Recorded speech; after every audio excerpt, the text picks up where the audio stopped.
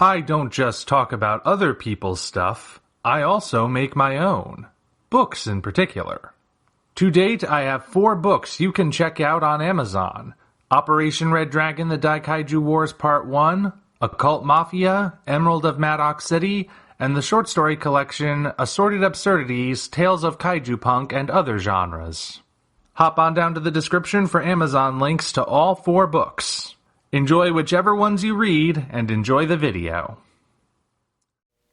Hello ladies and gentlemen, I am the Omni viewer, and today we'll be looking at the strangest figures in Playmate's MonsterVerse line, since they have no source in the movies, comics, or games.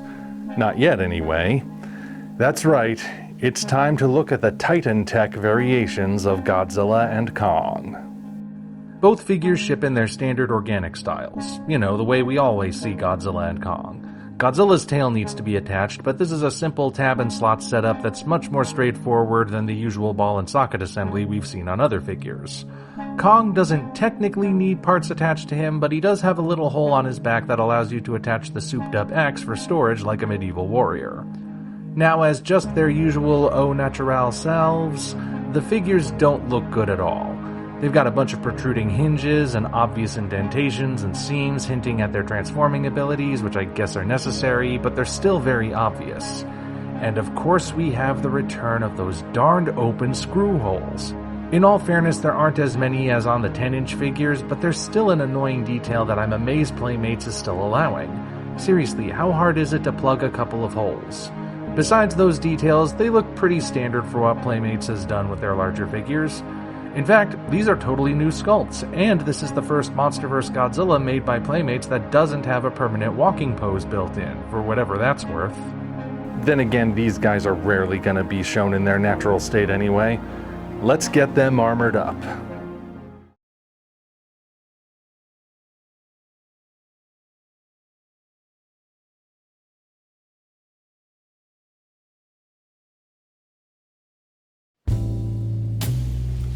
Alright, let's see how easy these things are to actually transform. May as well start with Godzilla. As you can see, his entire body splits open. These parts go up. Let's do these. And, there must be some way to move his... What is this part? Here we go. Alright. Now, let me just quickly check the box. So this part is supposed to, there we go.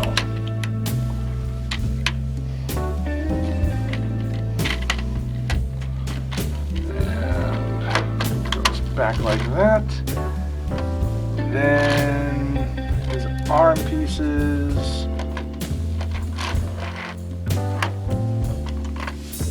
Only on the one side, I guess. It's weird. Anyway, then we have those pieces go like that. These, you gotta sort of push them in on one side. And they'll flip around.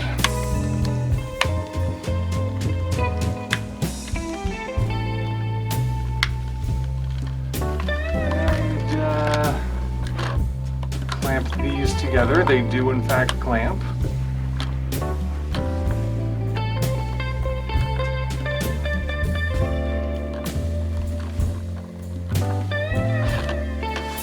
Is it really just on the one arm? I guess so. Oh, there's a bit more. Right. We have these things on his legs. And there should be something on his tail too. Aha! Go. So there's Godzilla. Now let's see how easy Kong is to transform. His body... you flip the back portion first, then the front must come out too, right? Kong's not quite as intuitive, and no, these do not come with directions. So, I will figure it out. Wait a minute. Aha! We have achieved something. Looks like... Okay. I can do this. It's a monkey. It can't be more complicated than the lizard. Come on. Aha! Sides do come off. And... I see it now. That's how you do it. And then I just got to do the rest.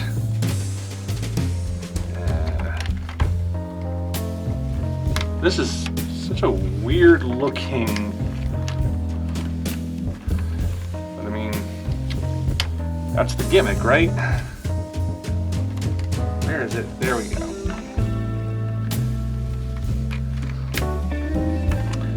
Okay, those are the arms, the leg panels. Aha.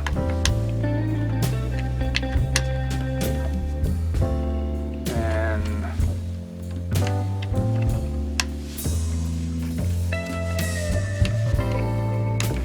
it's not exactly a transformer. It did give me quite a hassle early on. Well, that one's a little bit trickier.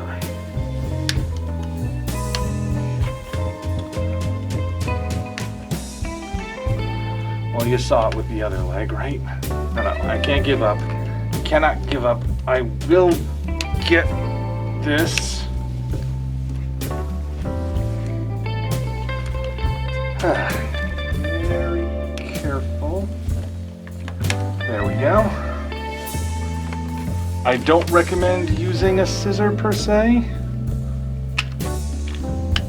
Aha. Is that it? Sure looks like that's it. And then the axe fits into his hand somehow. Comedy of errors with me. Like that. And there you go. Alright. Back to the rest of the video.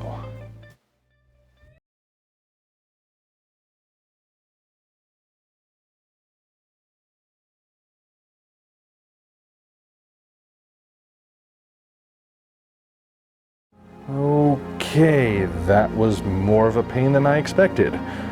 In my defense though, the different tabs and slots and everything, they were very secure, and there were no directions. But anyway, I got them transformed now, they are in their armored up state, so let's see how they look and see if we can't make sense of this armor. Right off the bat, the armor does sort of help with the obvious seams and hinges. It's not that they disappear, but more that they look a bit more natural to the body now. Overall, I can appreciate how different they look from each other. Kong's armor is mostly metallic silver with hints of gold, while Godzilla's armor plays into his radioactive blue. Clearly some thought went into these designs in terms of making them look distinct and fit with their overall profiles. That being said, I still find myself wondering how this armor makes sense. If we saw this sort of thing in the movies, how the heck would they attach? With the power-up Godzilla figures back in the 90s, those at least clamped on. But these things feel like they just are sort of attached without explanation. Even as a kid I would have been asking this, because that's the kind of kid I was. Well, even with those lingering questions, we still have some interesting details to consider. There are several shared elements between the pair, especially when it comes to blades. Many parts of the armor are revealed by opening panels or popping out tabs on the arms and legs, and the panels usually jut out as knife blades. Kong is especially loaded with these on his arms and legs, each one with an exaggerated serrated edge, except for the gauntlets that cover his hands. They look as though they can function for both attack and defense, as their placement seems to be in just the right place to guard his limbs. Godzilla has fewer of these, with 2 on his shins, 1 on his tail, and 1 on his left arm. These are much smaller than Kong's blades, and only the tail one seems like it would be any good for attacking, which makes me think they're probably more defensive. In fact, that's the primary difference I would say exists between these two. Kong's armor is designed to attack, and Godzilla's armor is designed to protect. This actually makes a certain degree of sense. Kong is a very aggressive and limber titan, but he's lacking in the tooth and claw departments, and he can't do ranged attacks, so his upgrades compensate by giving him extra blades and rocket launchers. Godzilla needs no help in those areas, but he does have weak points he can't protect, and he's not as flexible as Kong, so his armor is designed to provide extra protection in places like his neck, spines, and legs. Perhaps more thought went into these designs than just making a variant for the sake of it after all. Are there more details to discern from these different armors? Let's take an even closer look. One thing everyone noticed immediately about Kong is how he has sunglasses and a headset with a microphone. Many take this addition to mean that Kong can somehow communicate through the device, as though Monarch may have found a way to decipher Kong's vocalizations in this timeline. There is another possibility, though. Perhaps his vocalizations are what control the shoulder-mounted missile turrets. Considering the left mount has an antenna that matches the one on his headset, I think it's a strong possibility. The axe has also gotten a noticeable upgrade. No longer a Godzilla spine tied to a bone, this now looks like something straight out of a Jack Kirby comic book. I certainly hope the visual change was worth it, because the blade is now so flat it couldn't cut through butter. The breastplate, I don't know what else to call it, bears the Monarch logo, just in case you were wondering where Kong got that armor from. I guess a stylized bat logo wouldn't make much sense in this context. As for Godzilla, the cage around his spines is the obvious place to start. In contrast to the mechanical appearance of everything else, this structure appears organic, almost like a rib cage. No doubt this was left over from whatever the original premise was meant to be. For all we know, these are the bones from the beginning of Godzilla 2014. Despite looking different, they still blend nicely with the other elements of the armor, and even compensate for how the spines don't exactly look that good. I mean, they look better than the Battle Roar spines, but still, the cage helps. The chest piece has a little bit of a color variation on it, with some light blue portions that stand out against the cerulean.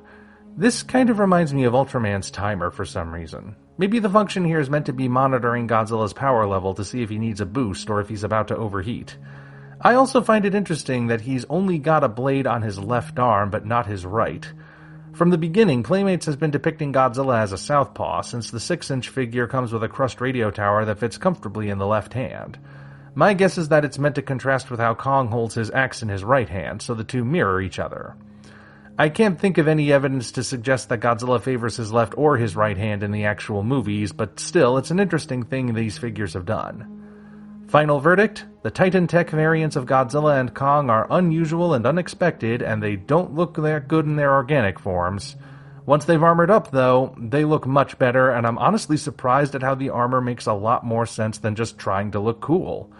Being action figures, I'm sure they will be popular among their intended audience of children, but are they worth getting as collectibles? They certainly have a novelty factor going for them, there's no denying that. Well, let me put it this way. If the Shogun Godzilla, as ugly and strange in execution as it is, can become one of the most sought-after kaiju collectibles of all time, then nothing is off the table.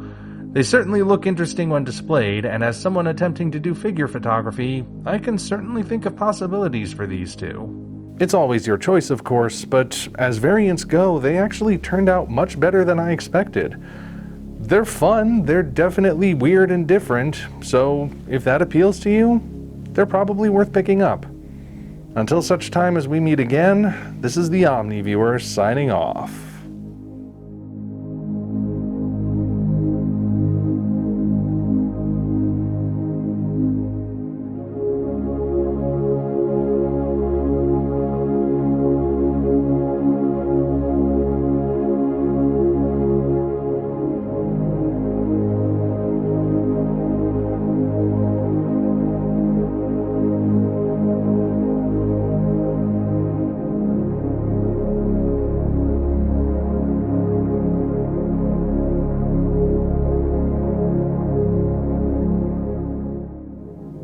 I wonder if we'll get any other monsters in the Titan Tech line. Maybe Titan Tech Mothra, Titan Tech Rodan. Place your bets now, folks.